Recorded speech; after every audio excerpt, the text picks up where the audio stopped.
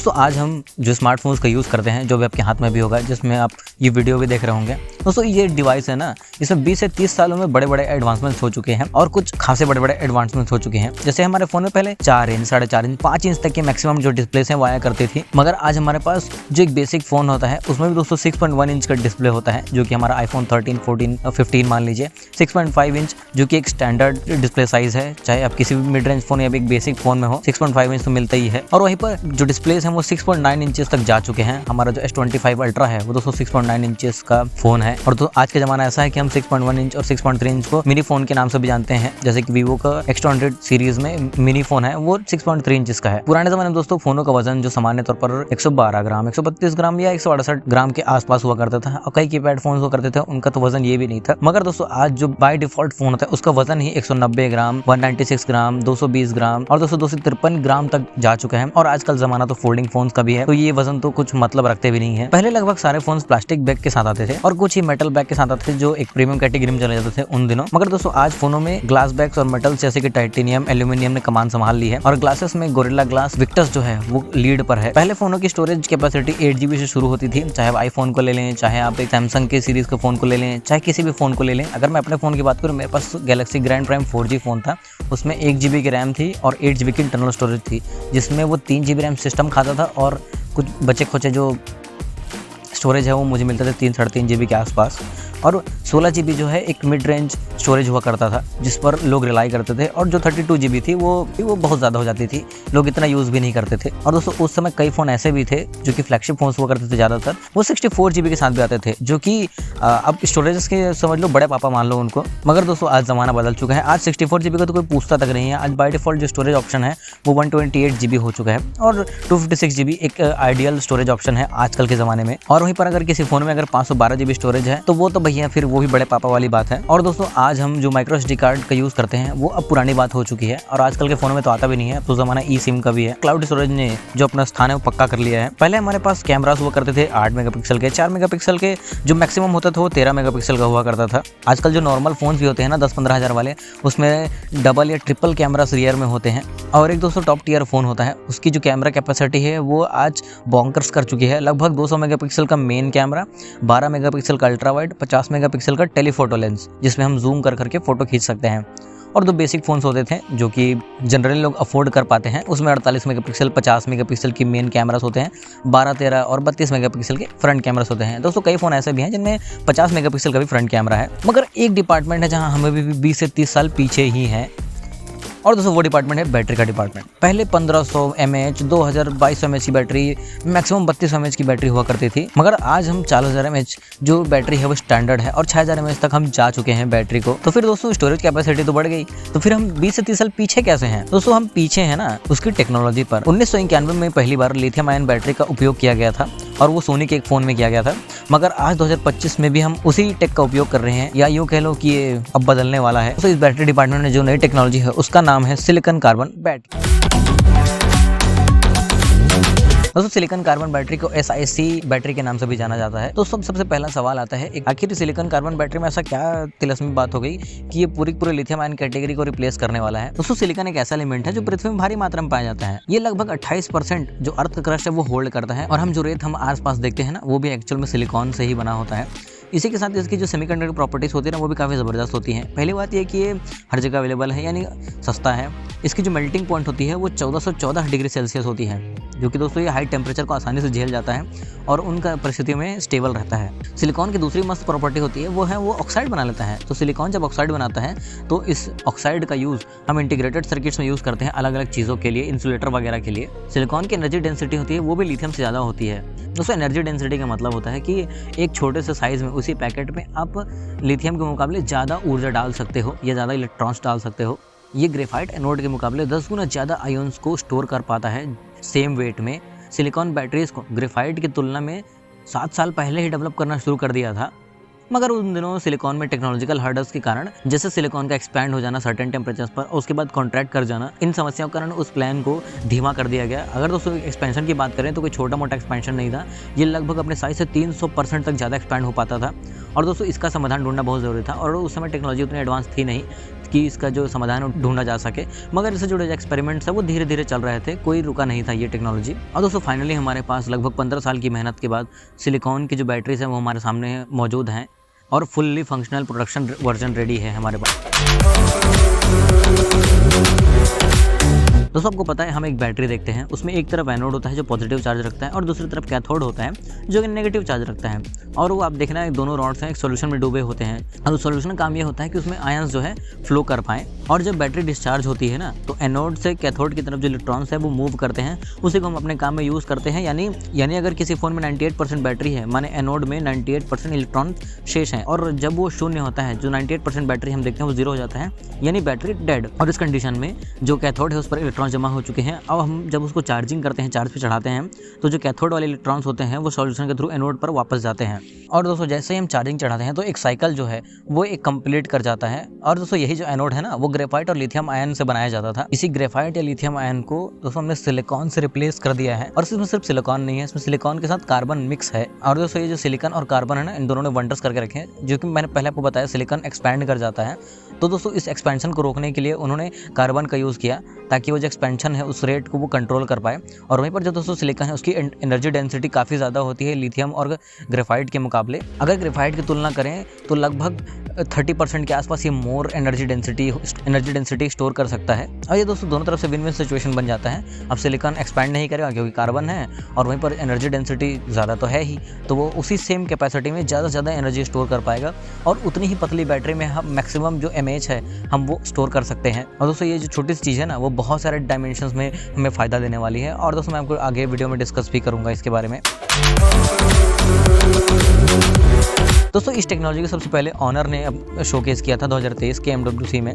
Honour ने अपने नए फ़ोन ऑनर मैजिक 5 प्रो को लॉन्च किया था।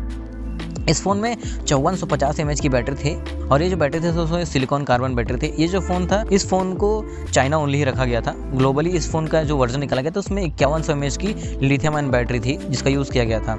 दोस्तों दोनों फ़ोन के जो डायमेंशंस थे, हाइट, साइज़, पोर्ट्स, बटन सब सेम थे, मगर कैपेसिटी थी वो लगभग 350 mAh ज़्यादा थी, लगभग 12.8% की रोबस्ट एनर्जी डेंसिटी इंक्रीज। और दोस्तों ऑनर ने इसमें फर्स्ट जनरेशन जो अपनी सिलिकॉन कार्बन बैटरी है उसको शोकेस किया था। सिलिकॉन कार्बन बैटरी से उसको ऑनर ने इन हाउस बनाया है और सेम बैटरी को ऑनर के मैजिक V2 में भी यूज़ किया गया था जो उनका फोल्डिंग फ़ोन है। इस फ़ोन में 5000 mAh बैटरी की सिलिकॉन कार्बन बैटरी का यूज़ किया गया था। इस फ़ोन की जो थिकनेस थी वो अनफोल्डेड में दोस्तों 4.7 mm थी और वहीं पर फोल्डेड फॉर्म में 9.9 mm बन जाती है। अगर इसे काउंटर पार्ट से कंपेयर किया जाए तो सैमसंग गैलेक्सी का Z Fold 5 अनफोल्डेड फॉर्म में 6.1 mm और वहीं पर फोल्डेड फॉर्म में 13.4 mm की थिकनेस के साथ आता है और वजन भी दोस्तों 1 पाव के ऊपर जा चुका है यानी 253 ग्राम्स। और उसमें जो बैटरी कैपेसिटी है वो भी कम थी, लगभग 4400 mAh की बैटरी थी। ऑनर ने अपने मैजिक 200 सीरीज में भी इस बैटरी का यूज़ किया। जो मैजिक 60 सीरीज है इस फोन में भी दोस्तों इस बैटरी टेक को उपयोग किया गया था और हमें फर्स्ट हैंड यूज़ करने का मौका भी मिला। ऑनर ने अपने सिलिकॉन कार्बन बैटरी की जो सेकंड जनरेशन थी उसको इंट्रोड्यूस कर दिया था और इस सेकंड जनरेशन में उन्होंने फास्ट चार्जिंग कैपेसिटी है उसको इम्प्रूव किया और 6% मोर एनर्जी डेंस बनाया गया। और दोस्तों बहुत सारे कमर्शियल भी शूट किए गए। ऑनर के जो मैजिक 5 प्रो है उसके लिए स्पेस में ले जाना, -20 डिग्री टेम्परेचर पर हाई प्रेशर पर, तो हाई प्रेशर के होने के बावजूद बैटरी फटाफट गिरना शुरू नहीं हुआ और टिका रहा। और इससे दोस्तों स्टेबिलिटी का पता चलता है उस बैटरी का। वैसे तो एक कमर्शियल था मगर रियल वर्ल्ड में भी दोस्तों ये बताया जा रहा है कि काफी तगड़ा परफॉर्म कर रहा है ये। ऑनर की मैजिक 60 प्रो की तो उसमें 5600 mAh की सिलिकॉन कार्बन बैटरी का यूज किया गया था। और दोस्तों ये फोन पहले चाइना में गया, शुरू में चाइना ओनली था मगर बाद में ग्लोबली भी इसे लॉन्च किया गया और ये फोन दोस्तों भारत में भी आया और इसे हमने दोस्तों ग्लोबली दुनिया में कहीं भी से पहले हमने ऑनर टेक के कारण भारत में सबसे पहले इसको अनुभव किया है। इस फोन में ऑनर ने एक इवन चिप लगाया था जो कि बैटरी को संभालता था। अब दोस्तों अगर हम सिलिकॉन कार्बन बैटरी की बात कर ही रहे हैं तो ये इकलौती कंपनी नहीं थी जिसने शोकेस किया है। दोस्तों Xiaomi ने भी अपने Mi Mix Fold 4 और Flip 4 में सिलिकॉन कार्बन बैटरी को शोकेस किया। Mi Mix Fold 4 में 5100 mAh की बैटरी का यूज किया गया था और इसमें भी डेडिकेटेड सर्ज 1 चिप जो है लगाया था बैटरी मैनेजमेंट के लिए। और दोस्तों ये जो फोन है वो अनफोल्डेड फॉर्म में 4.5 mm की थिकनेस के साथ आता था और वहीं पर फोल्डेड फॉर्म में 9.4 mm की थिकनेस के साथ आता था, जो कि अगर रियल वर्ल्ड में देखा जाए तो ये बहुत अल्ट्रा थिन है दोस्तों। ये एक सिक्के के बराबर आप कह सकते हो अगर अनफोल्डेड फॉर्म में देखें तो। Huawei का Mate X T ultimate addition दोस्तों ये Huawei की तरफ से आने वाला सिलिकॉन कार्बन बेस्ड ये दोस्तों तीसरी कंपनी बन जाती होती है जो अपने सिलिकॉन कार्बन एडवांसमेंट्स को शोकेस करती है। और दोस्तों ये कोई छोटा मोटा या ऐसा ही फोन नहीं है, ये दुनिया का पहला फोन भी है जो ट्रिपल फोल्डिंग फोन है, जो प्रोडक्शन रेडी फोन है, ना कि कोई प्रोटोटाइप। और इस फोन में 56 mAh की बैटरी का यूज किया गया था और ये दुनिया का दोस्तों सबसे पतला प्रोडक्शन रेडी फोन भी है। मतलब बहुत सारे कीर्तिमान इसके साथ स्थापित हो चुके हैं। अनफोल्डेड फॉर्म में 3.6 mm की थिकनेस के साथ आता था और वहीं पर फोल्डेड फॉर्म में 12.8 mm की थिकनेस के साथ आता था। दोस्तों फोल्डेड फॉर्म में आपको ज्यादा लग रहा होगा। इसके काउंटर पार्ट से तुलना की जाए सैमसंग का गैलेक्सी Z Fold 6, तो पहली बात है कि एक डुअल फोल्डिंग फोन है, नॉर्मल फोल्डिंग फोन है और ये अनफोल्डेड फॉर्म में 5.6 mm की थिकनेस के साथ आता था, वहीं फोल्डेड फॉर्म में 12.1 mm की थिकनेस के साथ आता है। और दोस्तों इसमें तो बैटरी कैपेसिटी भी कम है और ये भी फोन दोस्तों चाइना ओनली है, तो अभी ग्लोबली आया नहीं है। मगर दोस्तों 2024 दिसंबर के बाद बहुत सारे फोन से ग्लोबली जो आ चुके हैं सिलिकॉन कार्बन बैटरी के साथ, जैसे कि OnePlus का 13, iQOO 13, Vivo की X200 सीरीज, Redmi की K80 सीरीज, Redmi की GT सीरीज, Redmi का K80 Pro जो फोन है उसमें 6000 mAh की बैटरी है जो कि सिलिकॉन कार्बन बेस्ड है। Realme का GT7 Pro, इसमें 6500 mAh की सिलिकॉन कार्बन बैटरी है। Oppo की Find X सीरीज है, Honor का Magic 7 Pro है, इस फोन में सिलिकॉन कार्बन बैटरी का यूज किया गया है। दोस्तों सिलिकॉन कार्बन बैटरी फ्रंट में चाइनीज कंपनीज ने पूरी तरह अपना जो दबदबा है वो साबित कर दिया है और वो पूरी तरह कमर कस चुके हैं। 2025 में जितना भी फोन आएंगे सिलिकॉन कार्बन पर बेस्ड होंगे। दोस्तों कभी आपने सोचा कि चाइना ही क्यों फर्स्ट थी सिलिकॉन कार्बन बैटरी टेक्नोलॉजी में? पहली बात ये कि उन्होंने बहुत मोटा R&D पर खर्चा किया है बैटरीज के लिए, और दूसरा इनका जो स्मार्टफोन के लिए बैटरी मैन्युफैक्चरर है एम्पेरेक्स टेक्नोलॉजी, ये दोस्तों लिथियम आयन बैटरी तो बनाती है, सिलिकॉन कार्बन बैटरी बनाती है, जो कि इनको एक एज दे देता है नॉर्मल वेस्टर्न कंट्री से या फिर नॉन चाइनीज कंपनीज से।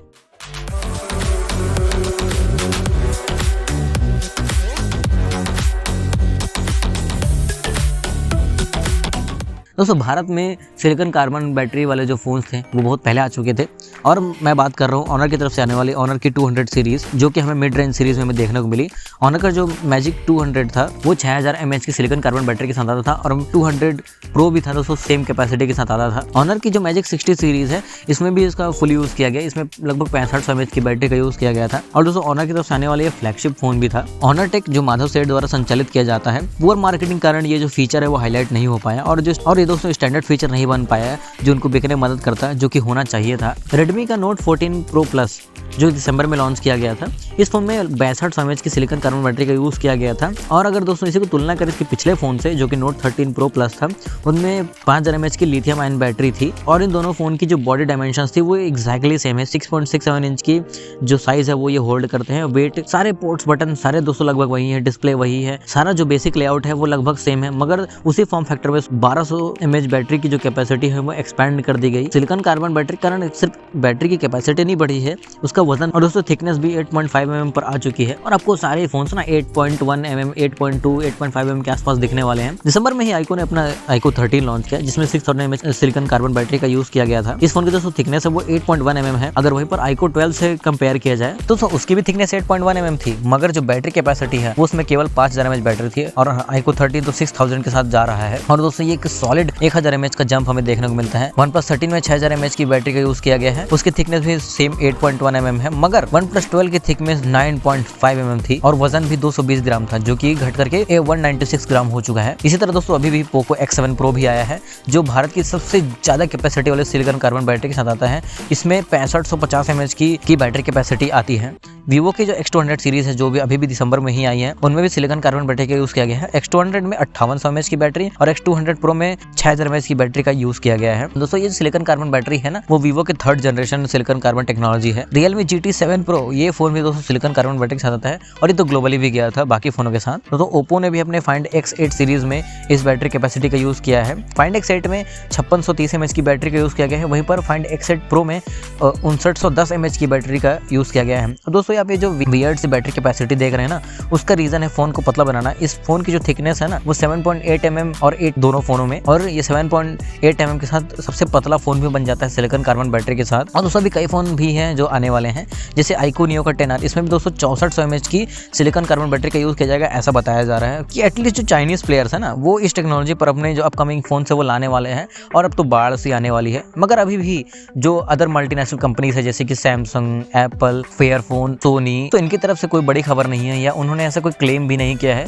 कि हम ये सिलिकॉन कार्बन बैटरी का यूज कब कर रहे हैं। अभी जो हाल ही में सैमसंग ने अपने S25 सीरीज को लॉन्च भी किया है ना, उनमें भी लिथियम आयन बैटरी का ही यूज किया है। मगर अब बताया जा रहा है, जो कि खबरें बाहर से निकल के आ रही हैं, कि S26 सीरीज में जो भी डेवलपिंग स्टेज में जाएगा, फिर सारी चीजें होंगी, उस सिलिकॉन कार्बन बैटरी का यूज किया जाएगा। सैमसंग और एप्पल दोनों एक स्लिम फोनों पर काम कर रहे हैं। अभी सैमसंग ने तो शोकेस भी किया था सैमसंग का S25 सीरीज में। ये जो स्लिम फोन होगा सैमसंग की तरफ से आने वाला, वो S25 प्लस और S25 अल्ट्रा के बीच बैठेगा। फोन की जो थिकनेस है वो 6.4 mm की बताई जा रही है और इसका नाम S25 Edge बताया जा रहा है। एप्पल जो अपने iPhone 17 सीरीज के साथ अभी जो लॉन्च करेगा, उसमें एक स्लिम फोन होगा जिसका नाम वो iPhone 17 Air रखेगा। इस थिकनेस है वो लगभग 5.4 के आसपास बताई जा रही है, जो कि हद से ज्यादा पतला फोन है।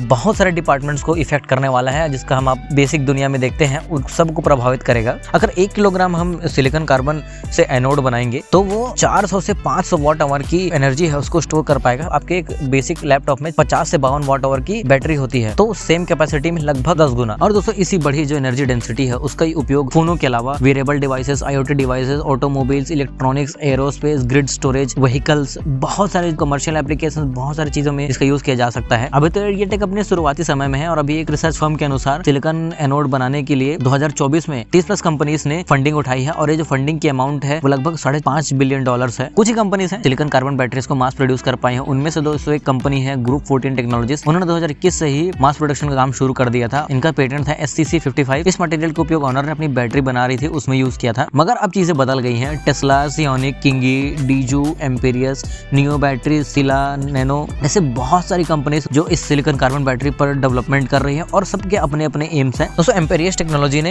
1 किलोग्राम सिलिकॉन से लगभग 500 वाट आवर प्रोड्यूस करके दिखाया, जो कि रिकॉर्ड हाई है अब तक का। दोस्तों एयरबस कंपनी है और BAE सिस्टम्स है, उन्होंने अपने एयरक्राफ्ट्स में एम्पेरियस की जो सिलिकॉन कार्बन बैटरी है उसका उपयोग कर रही है। उनका कहना है कि ड्रोन्स और एयर टैक्सीज के लिए वो कॉस्ट को रिड्यूस करने का काम अभी कर रहे हैं और कैसे इसे कॉस्ट इफेक्टिव बनाया जाए इस पर अभी जोरों शोरों से काम चल रहा है। सिला नाम की कंपनी ने एनोड पाउडर में 20% हायर एनर्जी डेंसिटी दिखाया है, जो वो अगर हम आज की EVs की तुलना करें तो 20% हायर एनर्जी डेंसिटी का मतलब है कि वो 160 किलोमीटर और आगे जा सकती है सेम बैटरी कैपेसिटी में। सिला मेजरली EV सेक्टर को टारगेट कर रही है और वो धीरे धीरे मूव ऑन कर बड़े बड़े ऑटोमोबाइल्स तक जाएंगे। दोस्तों ग्रुप 14 टेक्नोलॉजी से EV को टारगेट कर तो रही है, मगर वो air taxis, medical transport drones, cargo और delivery drones, military drones target कर रही है। और दोस्तों आने वाले 5 सालों में हर छोटे बड़े manufacturers silicon carbon based batteries हैं वो बना रहे होंगे। धीरे धीरे हम अपने स्मार्ट वॉचेस में इस बैटरी का उपयोग देख पाएंगे, जो सेम आकार में ही बेटर बैटरी लाइफ दे पाएगा। जैसे आज एक नॉर्मल बैटरी है वो लगभग 2 घंटे चलती है, तो वो आने वाले टाइम में दोस्तों वो लगभग 1.5 घंटे ज्यादा चलेगी। EVs में silicon carbon battery major role play करने वाली है।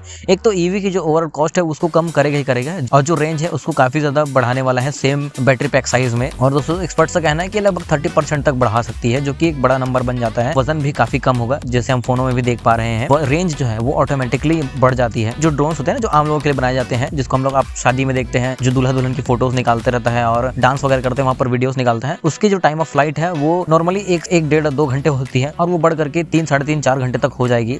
और दोस्तों बैटरी का जो साइज है वो वही रहने वाला है, चाहे सैटेलाइट्स हो, सबमरीन्स हो, पावर ग्रिड्स हो, फाइटर प्लेन्स हो, एरोप्लेन्स हो, लैपटॉप्स हो, कंप्यूटर्स हो, इन सभी जिन जिन चीजों में एनर्जी स्टोरेज की कैपेसिटी लगती है, बड़ा बदलाव हम देखने वाले हैं। और जो हमारे होम अप्लायंसेस होते हैं, जैसे कि calculator, watches, electronic toothbrush, power bank, keyboard, mouse, torches, trimmers, camera, speakers, earphones, bulb, hearing ads, cordless drills, game controller, space maker, चाहे मेडिकल डिपार्टमेंट हो चाहे कोई भी डिपार्टमेंट, दोस्तों ये जो सिलिकॉन कार्बन बैटरी है वो हर जगह अपनी छाप छोड़ने वाली है। तो दोस्तों ये थी आज की कहानी। मिलते हैं अगले एपिसोड में। नमस्ते।